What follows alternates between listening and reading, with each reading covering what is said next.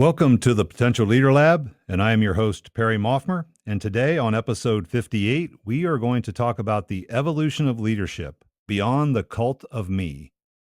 So today we're going to talk about Maslow's hierarchy of human needs. Now, I've touched on this many times. I'm a big fan, but we're going to kind of maybe uncover and discuss the overlooked ideas involved in Maslow's hierarchy. Now, so Maslow's hierarchy was first introduced in 1943. He refined it in 1954. And then he also added what I'm going to talk about today with Self-Transcendence in 1969. Now, most of the time, you're going to see a pyramid of Maslow's hierarchy that ends with self-actualization. So what Maslow's later work posited was self-transcendence, not self-actualization, was the ultimate human need. Now, remember, this is the hierarchy of human needs. It's are the things that we need, right? So how are these things connected? How are self-actualization and self-transcendence connected? Well, why do we even strive to become our best self? You know, that's the question. And really the answer is only to move beyond ourselves in service to others. And how does this transformation dissolve the need for willpower and self-discipline? We'll touch on that. How does self-transcendence free us from the cult of me that dominates our society today? Just pick up any social platform. And why does seeking happiness on our own best for our own self alone fail to bring fulfillment? We're gonna talk about those things. So Maslow's hierarchy. There are the 5 levels. Now, here they are. So at the bottom, we go to the bottom. We go from the bottom to the top. Physiological needs. So the first thing I need is basic survival requirements. I need food, water, shelter, and sleep. Now, once I have those, then I need safety. The need for emotional and physical security, including stability, protection, and freedom from harm. Now, if I have that, then I go to love and belonging. Connection, relationships, acceptance within social groups, family, friendships. Then esteem, self-respect, recognition, sense of accomplishment. Once I have that, then I can actually work on self-actualization, the fulfillment of my own personal potential, creativity, and the pursuit of meaningful goals that align with my values. Now, Maslow said we need all of those things, but we essentially need to fulfill them in order. That if we don't have physiological needs, we can't really, if we don't have food and water and enough to eat and drink, then we're not going to be focused on self-actualization. And we can see that. I mean, this is not a stretch. I mean, this is very interesting and foundational, but it makes perfect sense. I fulfill those needs in order, and that allows me the time, the energy to focus on self-actualization. Now, I'm going to bring in a couple of different, a couple of tangential kind of concepts here that align with this. One is Friedrich Nietzsche's concept of authenticity from existentialism. And it centers on the idea of living a life true to your own values and your own individuality and your own instincts, rather than conforming to societal norms or external expectations. It embraces a kind of a personal responsibility and accountability and rejects what Nietzsche called the herd mentality and courageously creating one's own meaning and purpose in kind of an inherently meaningless world. So I bring that in because that authenticity is like self-actualization. The fulfillment of personal potential, creativity, and pursuit of meaningful goals. So the reason I bring this other in here, we're going to talk about some stuff by Dan Pink as well, is that this concept kind of spans across a bunch of different platforms. And so for me, when I see that, it adds kind of a level of gravity to the concept. When I see kind of a similar concept show up in psychology, then it shows up in business writing, then it shows up in philosophy. It's very interesting to see because it adds kind of weight to it for me, validity to it for me. Now, Nietzsche said to transcend the herd mentality, we would, he advocated for the rise of the Ubermensch, or the overman or superman. And that's the person who's willing to reject societal norms and create their own values and live authentically by embracing the challenges and responsibilities you get from owning stuff. That self-determination. And now this requires kind of a radical rethinking of tradition, a willingness to face discomfort, and the courage to live in alignment with your own personal truths, even in the face of opposition or isolation. Now, self-actualization is much the same way. You're looking inside to become the best version of yourself, to pursue goals that are meaningful to you in alignment with your values. So there's a lot of similarities between these two things. Now, later, as I said, 1969, Maslow added self-transcendence. Now, that's the drive to go beyond yourself and contribute to something greater, such as the well-being of others or some higher purpose, right? And Maslow actually was quoted as saying, the self only finds its actualization in giving itself to some higher goal outside of oneself. It only finds actualization in giving itself to some higher goal outside of itself. And there's a lot of nuance here, and it's often overlooked because it has to do with moving outside of myself. It's no longer me. It's no longer what. See, these are all needs, right? So if you go back through all those needs, they're very me centered. This is other centered, and so I think this is where I kind of coined that phrase "cult of me." That's amplified today in what's best for me. What do I need? What do I deserve? If you listen to any marketing, you deserve this, you deserve that, you deserve this vacation, you deserve to drive that car, all of those things, right? Now, I'm also going to bring in Dan Pink's work in Drive, where he talks about motivation, and motivation is created through autonomy, mastery, and purpose. Sound familiar? You know, purpose, mastery. Well, mastery, self-actualization, purpose, self-transcendence. And autonomy, go back to Nietzsche, right? The willingness and ability to pursue something on your own. And autonomy connects the self-esteem and the self-actualization because it's the freedom to make choices that fosters independence and personal growth. And then purpose resonates with self-transcendence, where individuals find meaning through contributing to something greater than themselves.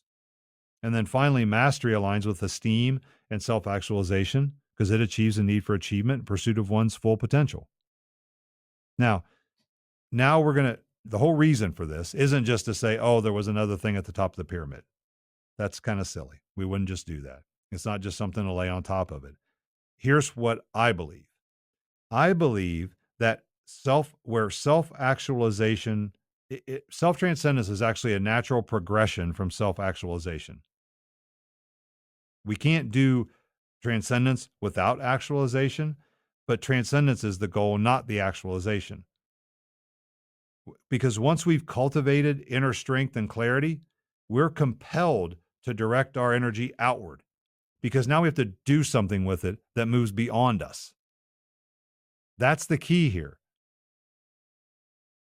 And the reason that's really, really important is because self-actualization alone feels incomplete because we don't have a transcendent purpose.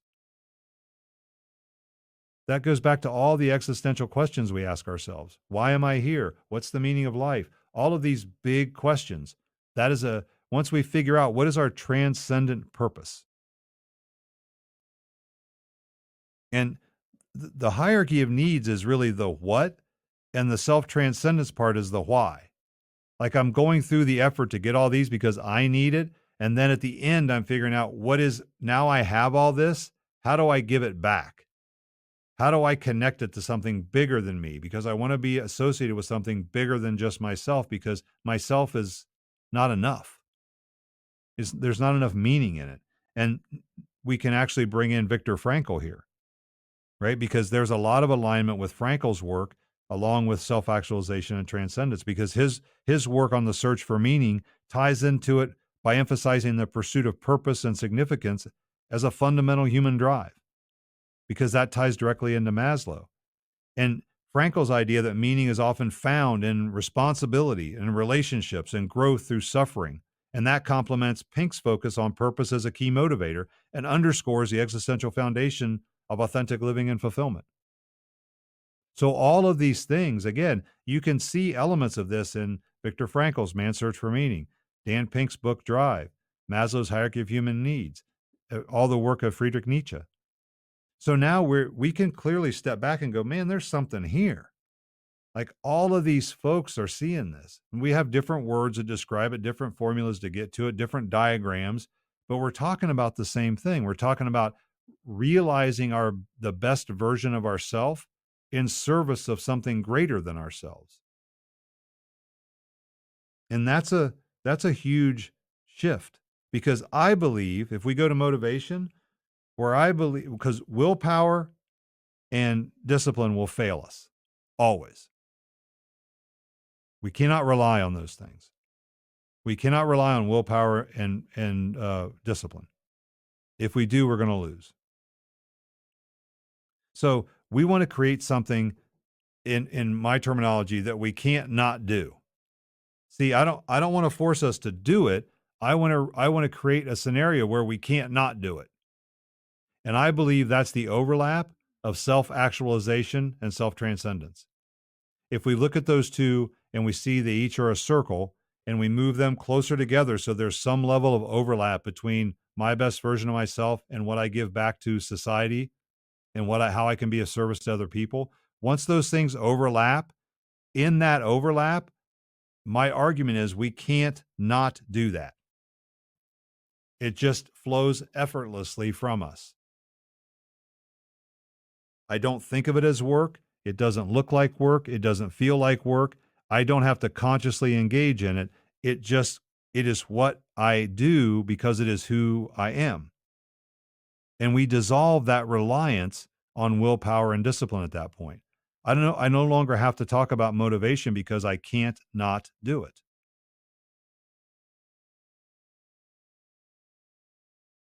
And self-transcendence arises from deeply engaging in that reality, not escaping it. We're not trying to get away. We're not trying to get away from anything. What we're trying to do is lean into who we are in service to other people. So why do we even do any of this?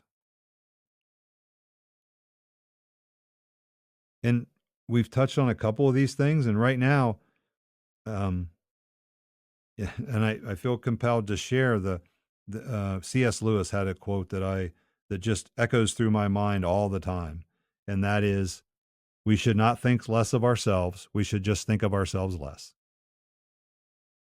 So this isn't about not feeling important and being small and all those things that, this is not, we have to be careful of the either or. We have to be careful of the black and white thinking. It doesn't serve us well. So this isn't I am either this or I'm that. This is, how do I achieve both? Because we have an intrinsic drive for growth and mastery. Why do we even aspire to become our best selves? What's in it for us? And my argument is it's part of who we are. We want to become the best version of ourselves as long as we can connect it to how do we serve other people as a result. It's not just about personal fulfillment. It's about preparing ourselves to make a meaningful impact on other people. That's the reason it's all worth it. That it's hard work. Self-actualization is tough work. To continually strive to become better, the very best version of yourself is tough. It requires effort, and the only thing that makes it worth it is how we can have a meaningful impact on other people. Because when the paradox is, if we focus solely on self, we diminish our capacity for deeper connection and purpose. If we're me focused, if we're involved in the cult of me, and I see myself as the center of the universe and everything rotates around me, I am diminishing my capacity to connect and build relationships and find purpose, because purpose has to be outside of me. And self-transcendence allows us to create legacy, to create community, to contribute to a shared future. I can't do that if all I'm thinking about is me. And to be quite honest, self-transcendence moves us far beyond the kind of the self-centered narratives of social media and societal validation, and it shifts our focus to genuine connection and service. You don't have to worry about shouting into the void anymore, waving your arms about. I mean, if you think about it, and again, this is just one person's opinion, but if you look on any social platform, it's just imagine a 5-year-old waving their arms frantically, going, "Look at me, look at me, look at me." Because that's essentially what we're doing. Is that building anything of meaning? Are we connecting to anything meaningful in that way? So here's some practical applications. So how do we embrace self-transcendence? Well, first of all, we do have to go inward to go outward. So we have to identify our authentic strengths. This will take some self-reflection, personal development to uncover what you uniquely bring to the world, because everybody here, everybody within earshot has something special they bring to the world. Find it, leverage it, figure it out. Spend some time. The easiest way is ask those that you care deeply about. Ask those people close to you, what is unique about you? What is that thing that you bring to the world that we need? Now, then we align that with a cause or a purpose. Find a mission or value that resonates deeply with you. You'll know. You don't have to think. Believe me, if you have to consider it, it isn't it. When you know, you'll know. Again, we're trying to find something you can't not do. Explore opportunities to mentor or volunteer or contribute without expecting anything in return. Explore, experiment, evolve, right? We're exploring and experimenting. There's no right answer here. There's no one silver bullet to this thing. You don't know until you try it. You can't think your way into this. You have to act your way into it. Embrace the interconnectedness. Recognize that your actions ripple outwards and influence other people you may never see. Like your impact goes far beyond you and the people that you talk to. The way you impact people has a domino effect that you'll never see the end of. And you have to consistently and continually act your way into being. And you do that by engaging in actions aligned with self-transcendence. We define ourselves and our purpose by our actions. You get to choose. You choose who you are, and you choose how you define yourself and how you continually redefine yourself. Explore your strengths, experiment with ways to give back, and evolve through that journey of service. And if you move beyond the cult of me, you're going to find yourself able to build deeper, more authentic relationships and make deeper, more authentic contributions to society. So today, here's what we talked about. Self-actualization, self-transcendence are not separate, but they're deeply, deeply interconnected. I would suggest that true fulfillment comes not just from becoming our best selves, but from using that growth to contribute to something larger than ourselves. I don't think seeking happiness or personal fulfillment alone will ever lead to lasting meaning. Only in transcending ourselves can we find true purpose. We saw the connectedness of Dan Pink's work and Viktor Frankl and Friedrich Nietzsche and Abraham Maslow. The whole point of this, I think, when we find the overlap between self-actualization and self-transcendence, we tap into an intrinsic drive where purposeful action becomes effortless. We can't not do it. The benefit, self-transcendence frees us from the societal obsession with individualism, allowing us to engage meaningfully in the world. It also releases the pressure to achieve in the traditional sense, because all we do a lot on all these platforms is compare ourselves to other people. I won't even get into how we're comparing ourselves with the fake version of other people and only their curated life. But remember Teddy Roosevelt and what he said, comparison is the thief of joy. So here's what I'd ask you. How can you move beyond personal achievement to create a positive impact on other people? And I'd like for you to, this kind of call to action, embrace the journey of growth, not just for yourself, but for the world around you.